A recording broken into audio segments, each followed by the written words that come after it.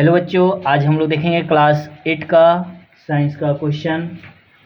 और आज हम लोग करते हैं, एक क्वेश्चन है, draw a level sketch of the human आई, यानी ह्यूमन आई के स्ट्रक्चर को बनाना है और उसके बारे में यहाँ डिस्कस करना है कि कौन सा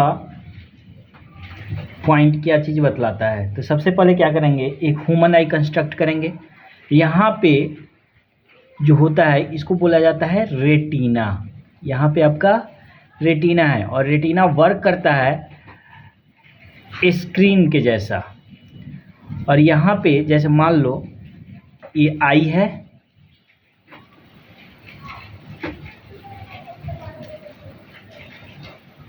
यहाँ से जो नर्व निकला रहता है, यानी जो नर्व होता है उसको बोला जाता है ऑप्टिक नर्व। और यहाँ पे आपका जो होता है सबसे ऊपरी जो ट्रांसपेरेंट होता है इसको बोला जाता है कॉर्निया। ये हो गया आपका कॉर्निया। यहाँ पर जो होगा ऑलरेडी नेचुरल, समझिए कि नेचर ने ही हमारे आई के अंदर कॉन्वेक्स लेंस बनाया हुआ है। यानी हमारे आई के अंदर अगर कोई पूछता है कि कौन सा लेंस होता है तो ये बोलेंगे कि हमारे आई के अंदर कन्वेक्स लेंस होता है। और इस कन्वेक्स लेंस को जो अटैच किए रहता है, यानी पकड़े रहता है, होल्ड किए रहता है, उसका नाम होता है ये सिलियरी मसल्स। Ciliary muscles. अब यहाँ पे आपका कॉर्निया है, ये लेंस है, और इस लेंस और यहाँ पे आपका होता है रेटिना। और रेटिना एज अ स्क्रीन के जैसा वर्क करता है। इसको हम लोग क्या बोलते हैं, रेटिना। यानी जो भी इमेज फॉर्म होगा वो कहाँ पे बनेगा, रेटिना पे। तो यहाँ जो है लेंस और रेटिना के बीच में जो फ्लूइड फिल रहता है उसका नाम होता है विट्रस ह्यूमर। और लेंस और कॉर्निया के बीच में एक्वस ह्यूमर रहता है, इसको बोलते हैं एक्वस ह्यूमर। और इस यहाँ पे जो होता है ये कहलाता है आइरिस।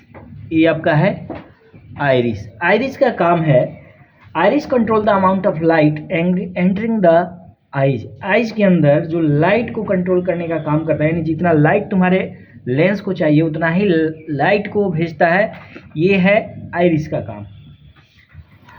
और सिलियरी मसल्स जो होता है वो कंट्रैक्ट और रिलैक्स करता है लेंस को।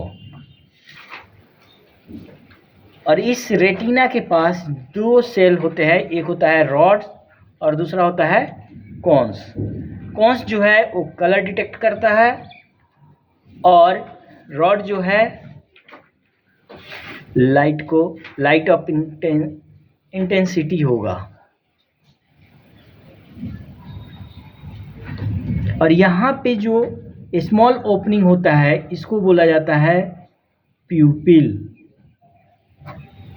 और ये बहुत सारे जहाँ नर्व निकल रहे हैं, यानी यहाँ पे बहुत सारे, समझ जाओ कि एक नर्व का एक गुच्छा बंच बन गया है, इसको बोलेंगे हम लोग ब्लाइंड स्पॉट। सबसे ऊपरी परत जो है वो उससे बोलते हैं हम लोग कॉर्निया। जो वाइट कलर का जो आपके आई के अंदर होता है वाइट पार्ट को बोला जाता है स्क्लेरा। वाइट पार्ट जो है उसको बोलेंगे स्क्लेरा। जैसे मान लीजिए आपका ये आई है, सपोज दैट ये आई है, ये जो होता है ब्लैक, ये वाला पोर्शन जो होता है, ये सब ये वाइट पोर्शन होता है, इसको बोलते हैं स्क्लेरा। और यहाँ पे जो स्मॉल ओपनिंग होता है इधर आपका जो होगा ये आइरिस हो गया। यही आपका जो है ये प्यूपिल है जो स्मॉल ओपनिंग है। अगर फ्रंट से देखिएगा तो आपका आई कुछ ऐसा दिखेगा। और इसी आई को जो ये यहाँ से यहाँ तक वाला पार्ट है इसको यहाँ पे देखेंगे तो ये कुछ ऐसा दिखेगा। और इसका जो डायमीटर होता है वो होता है 2.5 सेंटीमीटर और इसे 2.3 सेंटीमीटर भी बोला जाता है। Diameter of eyeball is 2.5 5 centimetre भी, और एनसीईआरटी के अकॉर्डिंग 2.3 सेंटीमीटर, यानी ये डायमीटर किसका हो गया, आईबॉल का। ये वाला जो था आपका वाइट पार्ट था, इसको बोलते हैं हम लोग स्क्लेरा। स्क्लेरा जो होता है थोड़ा सा हार्ड होता है, टफ होगा, लेकिन यहाँ पे जो आइरिस वगैरह है ये हार्ड नहीं होगा। और इन सभी के ऊपर जो लेयर होता है वाइट ट्रांसपेरेंट जो लेयर होगा उसी को बोला जाता है कॉर्निया।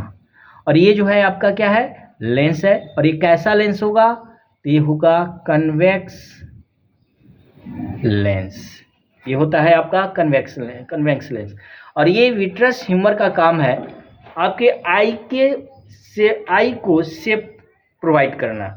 अगर आप विट्रस ह्यूमर यहाँ से निकाल दे, हटा दे, तो आप कुछ भी नहीं देख पाएंगे, क्योंकि ये आई को शेप देता है। और आई को शेप देने का काम जो होता है वो विट्रस ह्यूमर का होता है। और यहाँ पे जो एक्वस ह्यूमर होता है वो लेंस को भी प्रोटेक्ट करता है।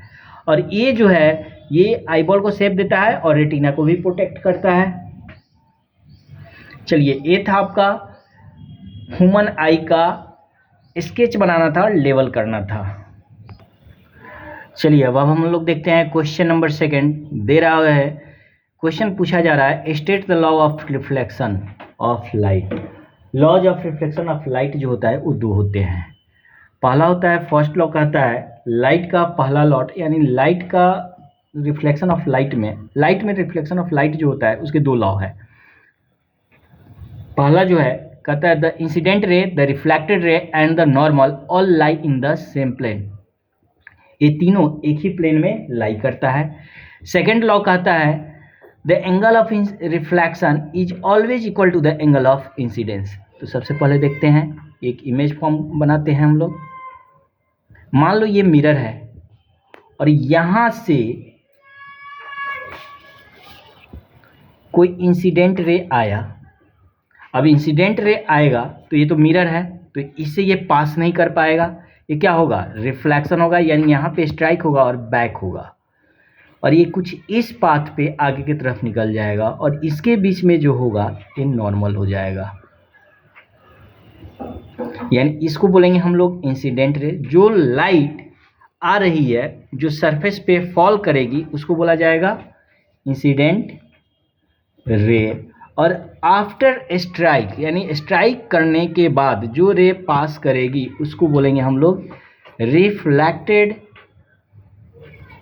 रे।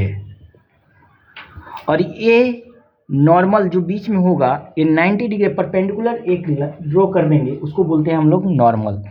नॉर्मल और इंसिडेंट रे के बीच में जो एंगल फॉर्म होता है उसको बोला जाता है angle of incidence. Angle of incidence.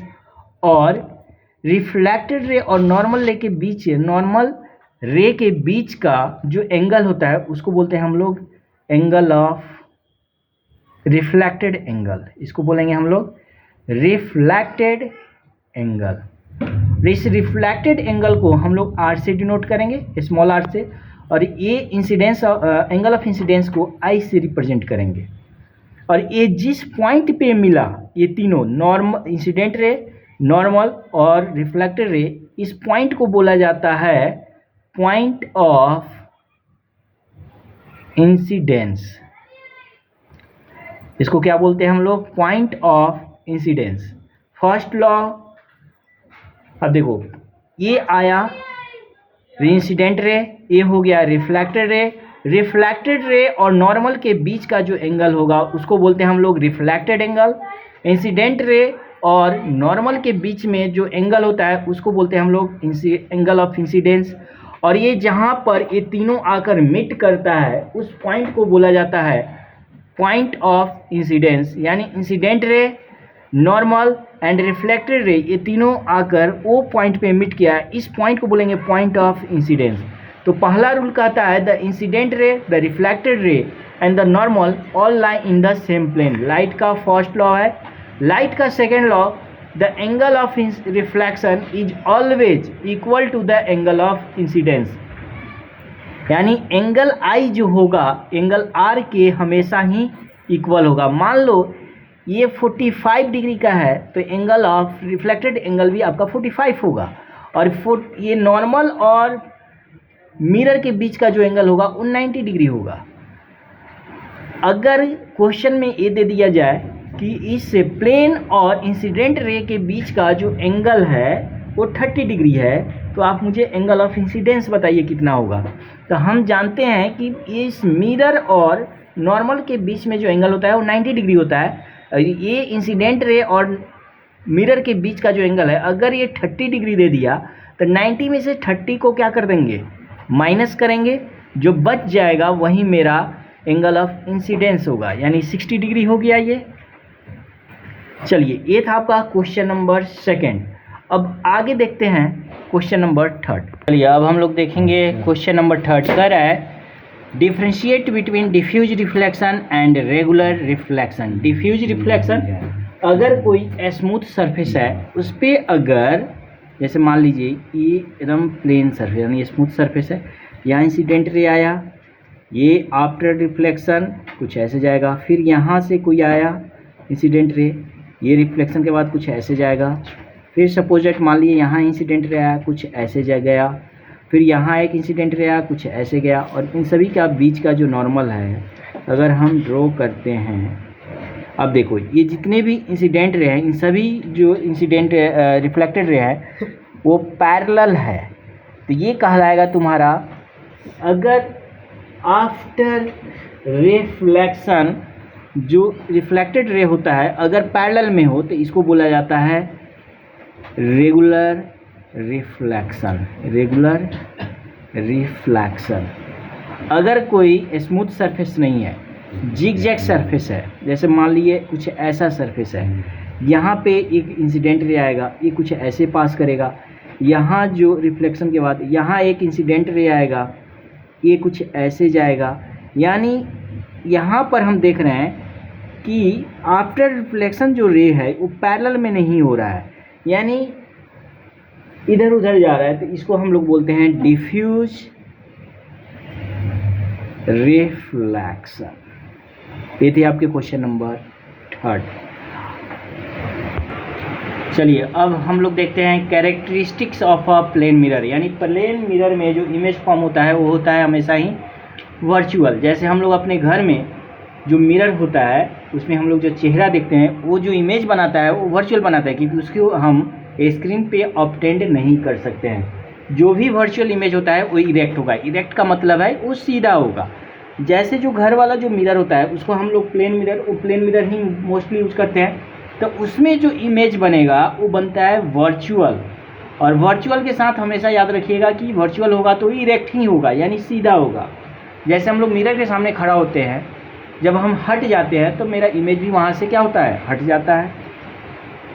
और दूसरा जो पॉइंट है इसका, इक्वल टू द ऑब्जेक्ट, यानी जितने डिस्टेंस पे मिरर से ऑब्जेक्ट होगा उतना ही डिस्टेंस मिरर के अंदर उस ऑब्जेक्ट का इमेज फॉर्म होगा, यानी मिरर के अंदर बनेगा। Behind the same distance as the object. और तीसरा पॉइंट होता है लैटरली इन्वर्टेड। लैटरली इन्वर्टेड का मतलब है जब हम अपना लेफ्ट हैंड उठाते हैं तो इमेज में राइट हैंड उठेगा, और राइट हैंड उठाएंगे तो लेफ्ट हैंड उठेगा। इसको बोलते हैं हम लोग लैटरली इन्वर्टेड।